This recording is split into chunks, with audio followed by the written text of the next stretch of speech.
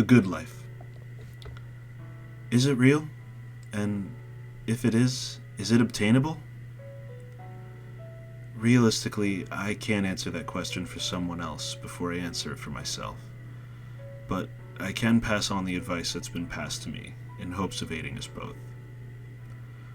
According to the Oxford Dictionary, the definition of happy is to be feeling or showing pleasure or contentment, and chasing it, from what I've learned, will make the good life unobtainable. From the start of my positive psychology class this semester, I feel as though this message has been made clear in countless ways. Positive psych is about what makes life worth living. Positive experiences, traits, instructions, relationships, all in both past, present, and future. But it doesn't intend to ignore the inevitable negatives of life. True positive psychology is about balance, understanding that the good is as genuine, as necessary as the bad. And chasing happiness in the way that so many people do, it often ends up with people trying to ignore the bad, ignore the opposites of pleasure. But that doesn't create happiness. Inevitably, it will probably make things worse. An incredibly important part of what the good life entails is gratitude. My professor gave the definition of gratitude that Seligman and Peterson found, and although they give a wonderful definition, my professor provided me the ability to make a better one: the enjoyment of the present or past. Gratitude played a huge part in our semester, and for good reason. It's a necessity for the good life. There are plenty of wonderful people and things to be grateful for in life. You need look no further than the world as you know it. Savor the time you spend with friends and loved ones. Savor your time alone. Gratitude enables savoring, and savoring enhances gratitude. It's a full circle, and it's a lovely one. Gratitude is something Professor Uhlenbrock, or Mr. U, Professor U, whatever you wanted to call him, he made this incredibly clear throughout the semester, and he showed that he was grateful for us in several different ways. I don't think we could have had a better teacher, and I know it's ironic given what we're talking about, but I'm incredibly grateful for what he did for us.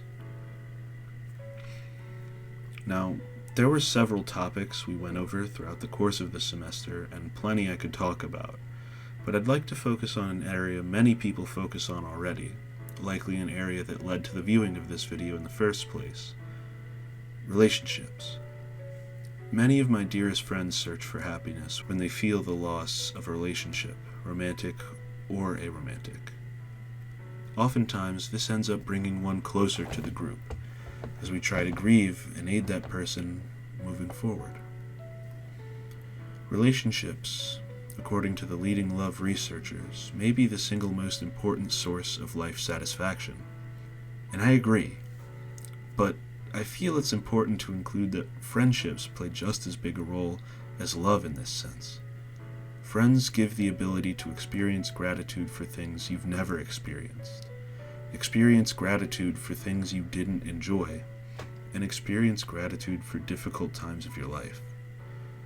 More so than love, I've found that friendship is important to the future of the good life, thanks to this class.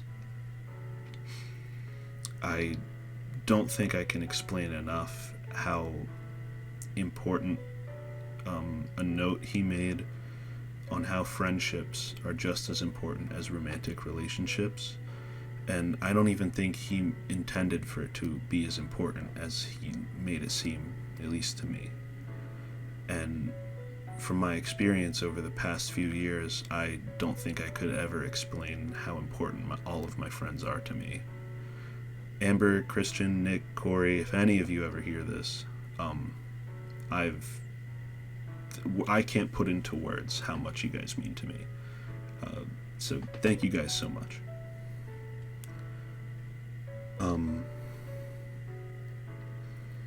Realistically, the good life it is obtainable, and it is real. There's mindsets you have to follow to get yourself there. Think more positively. Try to view things in less negative manners. There's things you have to do physically to help aid your mental health, which is something we're going over now because I did this late and procrastinated. It's the achievement of the good life is something you have to chase actively. You will never be able to stop, because as soon as you stop chasing the good life, you will no longer have the good life. It's about being grateful for the past, the present, and the anticipation of the future. And the anticipation of the future is what I feel so many people miss. Because as soon as they feel they've got it good, they stop. But you can't stop. You have to keep pushing. That's all. Thank you for listening.